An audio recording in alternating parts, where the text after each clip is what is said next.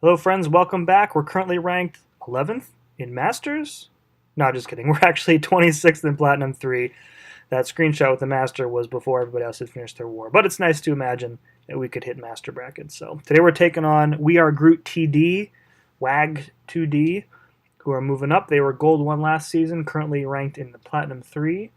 Let's get right to it. Going in with the usual suspects today. So first up, this is the cornered Power Start 1 node, and this looked like a Hyperion to me. So just out of, better safe than sorry, I pop an invulnerability boost just to protect myself. I didn't want to take an S3 on a diversity node, and, well, it's not a Hyperion, so it was definitely a waste of a boost. Hate it when that happens, but, better safe than sorry. If it had been a Hyperion, it's kind of a little RNG-ish. If you don't get the Petrifies up early on, or if he's not cooperating with the specials, then you can take a special 3 to the face within the first 15 seconds, 30 seconds of the fight. So better safe than sorry. I should probably say that at least another 3 times. But yeah, hella nothing much going on here. Didn't want to throw this special 1, so I was baiting it for far too long. I think eventually I just parry her and go in for another combo. There we go, yeah. So she's duped, so she gets that indestructible instead of dying at the end there, which you just have to wait out. And then the degen will kill her off as soon as the buff expires. So trying to end this with a yellow bar, dodge that final S1, and down she goes. So didn't end up needing that invulnerability boost, but it is what it is. So. Alright, so this is a Medusa on the Buffet Recovery node. I fought Medusa several times on this node in a prior season. I don't remember, maybe 5 or 6. And since you have infinite parries on this node, since there's no limber, it makes it a lot easier. So you can really just parry and then heavy attack when she has her living strands activated. So again, I'm going to do the whole path in one fell swoop here so I can boost up as I'd like. Got a couple of extra attack boosts, so might as well use those. Not really sure why I popped the advanced power boost. I don't really think I needed to do that for any of these fights, actually, so that was really a waste. I think my thinking was just to get a debuff up first and early, just to hopefully shorten the fight a bit, but, so what makes Medusa kind of a pain on this node is really it all comes down to if she doesn't feel like throwing her special 1, the AI for her is so aggressive and she has such good range with those hair whips that you can get backed into the corner very quickly.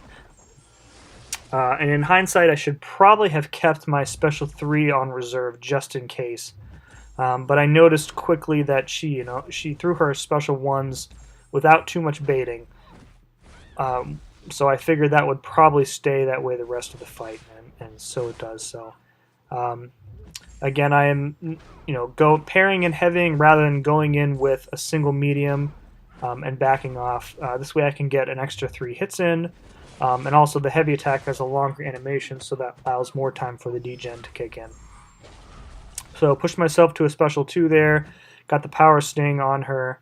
I think the degen kills her before it matters, so one more buffet should do it. There we go. Alright, so pretty good fight. Didn't really need to use the boost there, so that's kind of 2 boosts I've wasted this war already. Alright, so this is another Ironman on the explosive personality mode. I sped up the fight considerably because we just saw an Ironman on this node in the last war. This one's not even duped. Really nothing else differently going on here. It's parry, heavy attack, dodge the S1, repeat until he's dead. So, 6-star, he's got a much more significant health pool than, whatever we fought last. I think it was a 5-star last war, or 4-star last war. So you can see the fight does take almost the entire 3 minutes.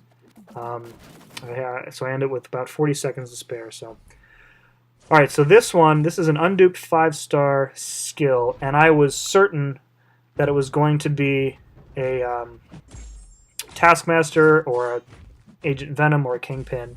So I went in with Blade. There were like 3 other Korgs on the map, and I knew as soon as he showed up that I had made a really bad mistake here, and I was going to time out. So I'm actually going to skip the majority of this fight because There's really, there's no way I'm going to out damage the Arc Overload.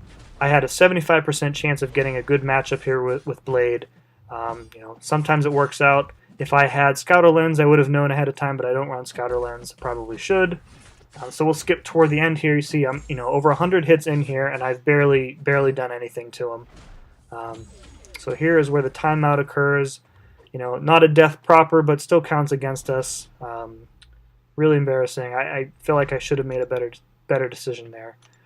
So I've got a heal up Void, and even with the class disadvantage, this shouldn't be any problem for him.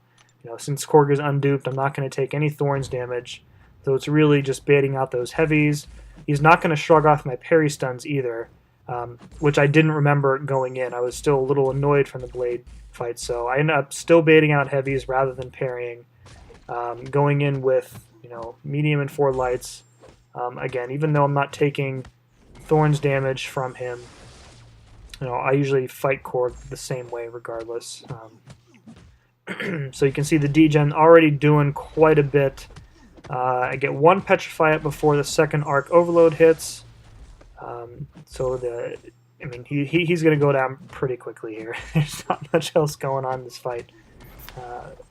I was sure that it wasn't going to be a Korg. There were seriously 3 other Korgs, I think, on this defense in this battle group. So I figured, everybody takes path 7 with Void.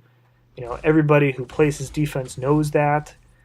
You place a Kingpin or a Taskmaster or an Agent Venom on that path, so you mix the debuffs. So we've got Fear of the Void up and 3 extra debuffs. The degen is just melting him down. Not much else going on here. Salvage this fight and at least 2/3 of the attack bonus, and down he goes. So my first, air quotes, death in over a full season, but the dream of a deathless season dead again for another couple weeks.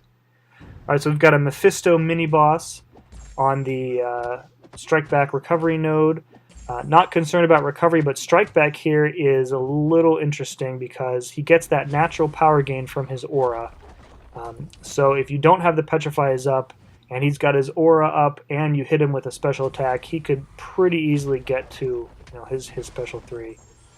So get that first Petrify up, which really helps. I'm pretty good at dodging the special 1, most of the time. If you mistime it or try and dodge back while it's hitting you, you will always get hit, and that's really where I screw up on it sometimes. But so trying to get that second Petrify up, I am hitting him with specials. There's that second Petrify. I was hitting him with special attacks when I knew it wouldn't push him close to 2 bars, so I could just continuously bait the special 1. So there, his regeneration proc. So the reason his regen isn't reversed is because he has an ability that makes him indestructible without the indestructible buff, but while he's regenning, he's indestructible. So that's why he doesn't instantly die, which he probably would. Down he goes. Not much of a challenge there. So I'm going to lick my wounds a little bit from that annoying Korg matchup. We did go on to win this war, so that brings our season record now to 3-2. So hopefully it'll be enough to push us back into Tier 2 and maybe the bottom part of Platinum 2. But we'll see. We left these guys left about 15 or so of our defenders up, so our defense really did the work for us this time. So until next time, thanks for watching.